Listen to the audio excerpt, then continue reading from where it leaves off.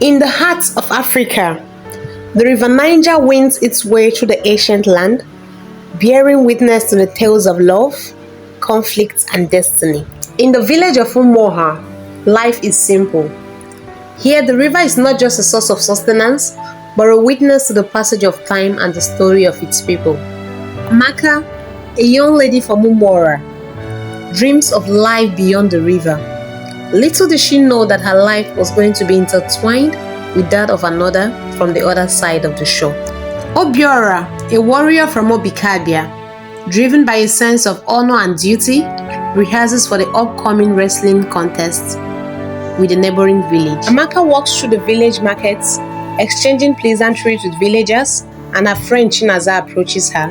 A conversation resumes between them. Amaka, have you heard there's going to be a festival at the riverbank tonight? Everyone will be there. I've heard it will be a night to remember. The festival is a celebration of life that brings both villages together, even if only for a fleeting moment. Yes, you heard me, just for flirts, because these two villages are not allowed to intermarry. The day finally comes and everyone is excited.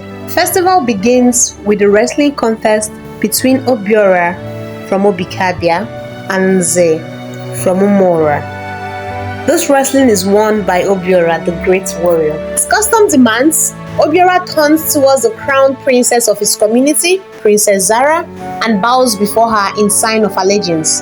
As he turns to walk back into the crowd, his eyes meet with that of Amaka, a beautiful maiden of the neighboring community.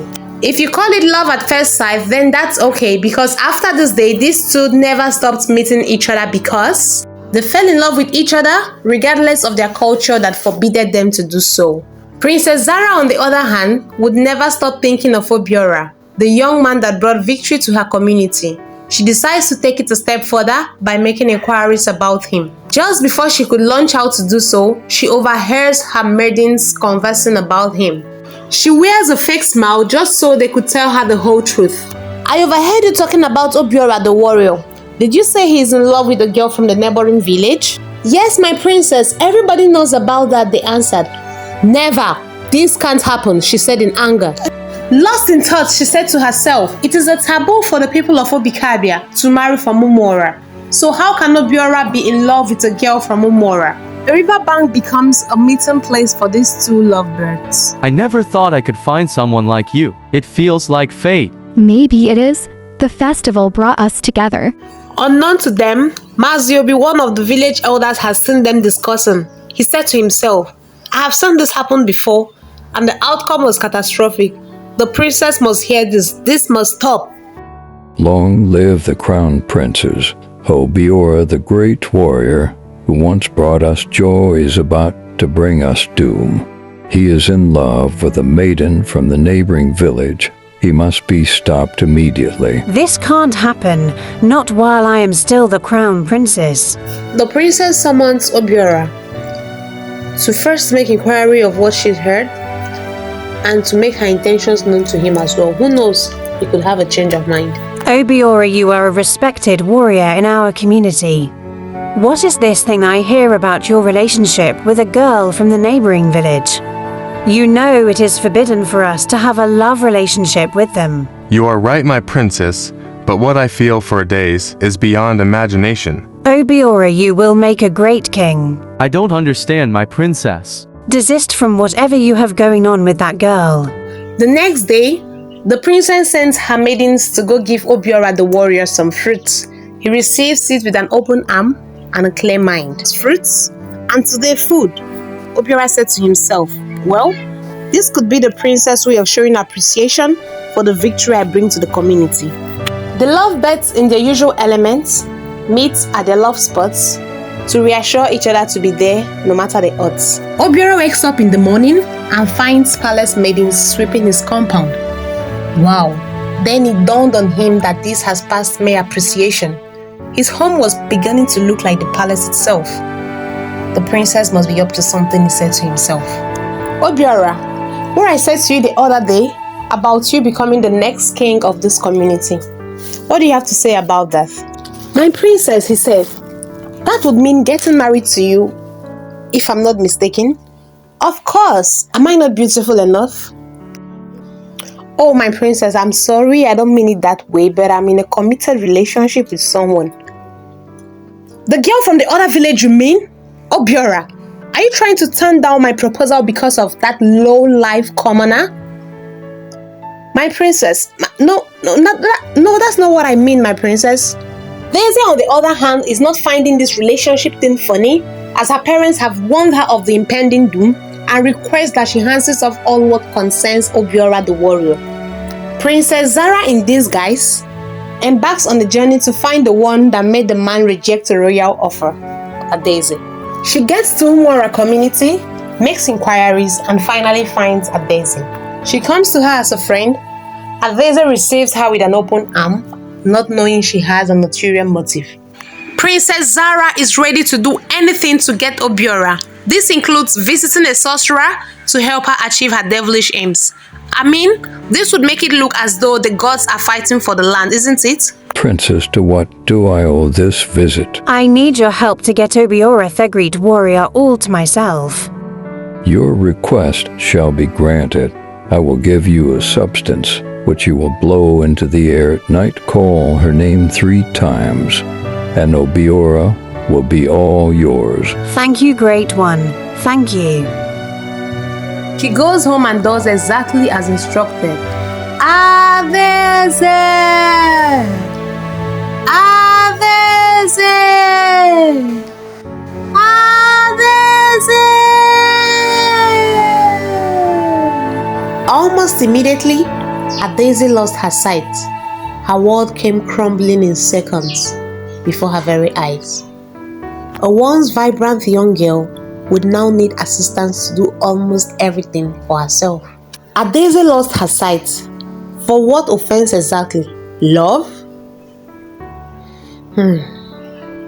I can't see. Somebody help me. I can't see. Mama, my eyes. I can't see. I can't see. As usual, Obiora goes to visit Adeze, but this time around, he is disappointed by what he sees.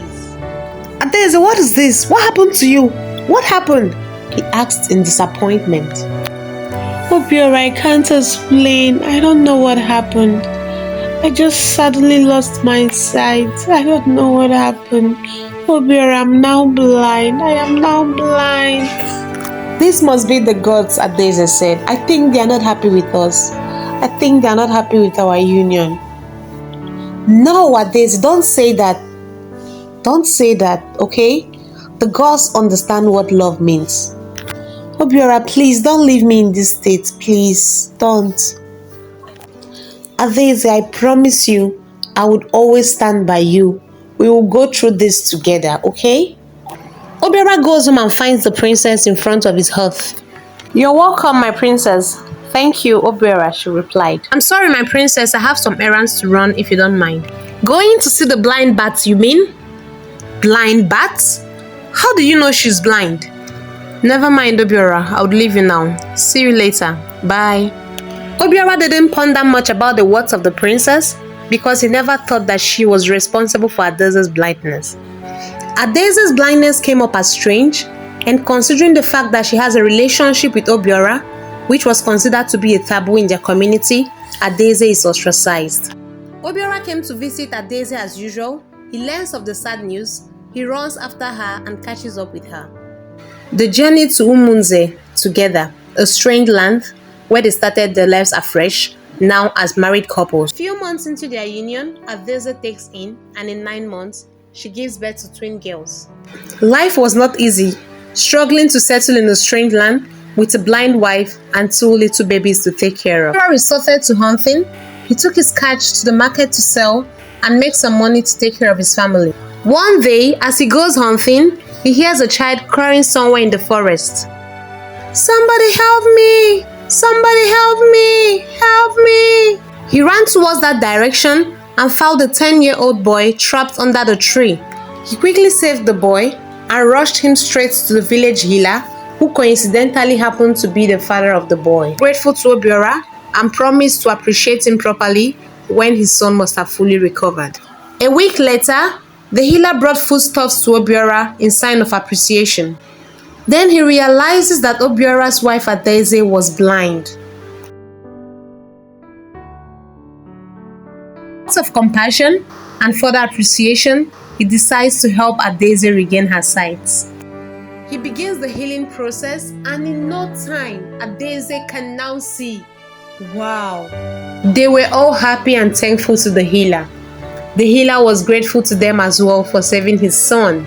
Life became much easier as they both joined hands in raising their kids. The day Adaeze regained her sight, Princess Zara ran mad there in Obikabia community. Yes, Kama paid her double of her wages. The throne became empty, and almost immediately, their enemies from the neighboring village challenged them to war, and the throne of Obikabia was meant to be the trophy. Anyone who wins would regain the throne. Elders of Obikabia came together in search of a solution to remedy the reputation of their community. Then they remembered that they had a son named Obiora. Said among themselves, "Let's go look for our son Obiora." Yes, he left with a woman from the neighboring village. If he is still alive, if the gods had not killed him, then who are we to condemn him? He is the only one who can save us from this calamity that is about to befall us, the elders said among themselves. The elders launched out in search of Obiora. They finally found him in Umuze community and pleaded on him to forgive them and come back to his land.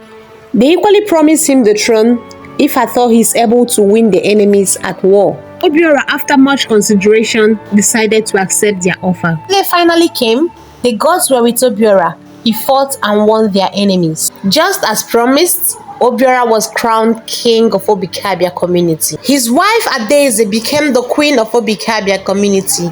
She sat on the very throne her enemy used to sit. Lessons learned. Karma never owes anyone. Every evil deed has an expiring date. Thank you for watching The Princess's Obsession. Please subscribe, like and share my YouTube channel. Bye-bye.